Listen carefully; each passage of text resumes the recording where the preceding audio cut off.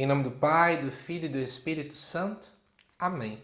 Amados irmãos e irmãs, é com muita alegria que nós estamos aqui para juntos estudar e meditar a primeira leitura que a Igreja nos apresenta para esta segunda-feira da terceira semana do Tempo Comum. O texto de hoje se encontra lá em Hebreus capítulo 9, versículo 15 e versículos de 24 a 28, que diz assim: Irmãos, Cristo é mediador de uma nova aliança. Pela sua morte, ele reparou as transgressões cometidas no decorrer da primeira aliança. E assim, aqueles que são chamados recebem a promessa da herança eterna. Jesus não entrou no santuário feito por mão humana, imagem do verdadeiro, mas no próprio céu, a fim de comparecer agora na presença de Deus em nosso favor. E não foi para se oferecer a si muitas vezes, como o sumo sacerdote que cada ano entra no santuário com sangue alheio. Porque, se assim fosse, deveria ter sofrido muitas vezes desde a fundação do mundo. Mas foi agora, na plenitude dos tempos, que uma vez por todas ele se manifestou para destruir o pecado pelo sacrifício de si mesmo. O destino de todo homem é morrer uma só vez, e depois vem o julgamento. Do mesmo modo, também Cristo, oferecido uma vez por todas para tirar os pecados da multidão, aparecerá uma segunda vez, fora do pecado, para salvar aqueles que o esperam.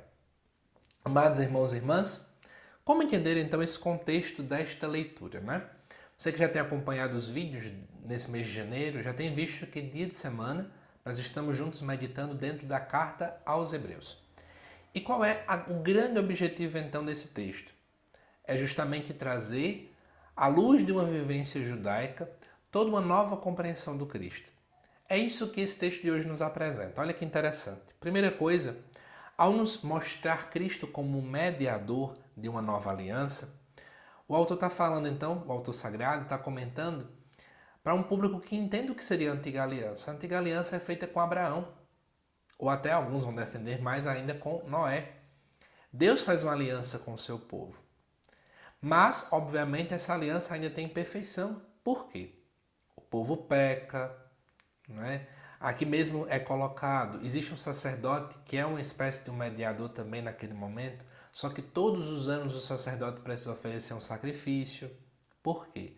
O sangue do animal que é derramado naquele momento não é capaz de transformar o coração do povo.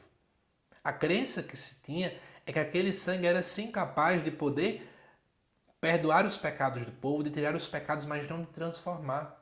Então era apenas um rito de purificação, mas não um rito de transformação.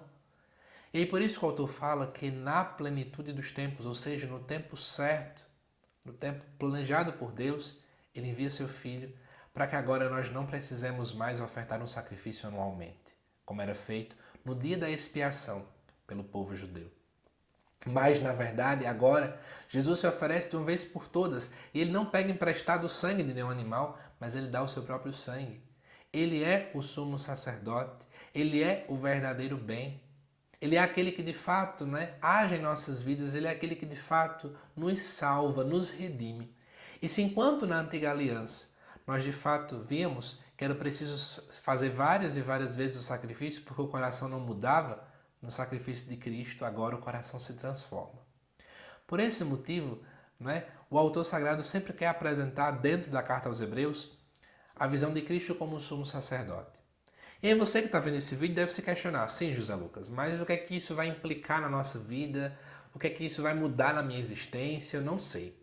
Vou te dar uma explicação bem legal. Como Jesus é nosso sumo sacerdote, ele é nosso intercessor ao Pai, nós não podemos deixar Jesus como o segundo lugar da nossa vida. Mas ele precisa ser o principal.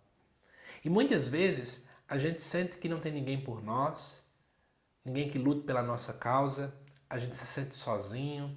Às vezes a própria família, eu sinto que a minha família devia lutar pela minha causa, mas ninguém me apoia, ninguém me ajuda, ninguém me auxilia. Você tem alguém. Esse alguém é Jesus.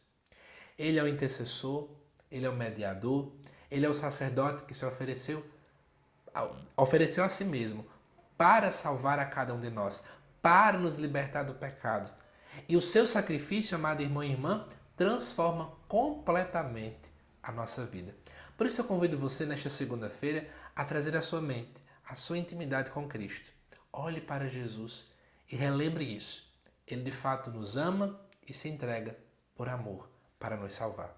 Que Deus te abençoe. Eu te aguardo daqui a pouquinho às 7 horas da noite para o estudo do Evangelho desta segunda-feira. Até lá.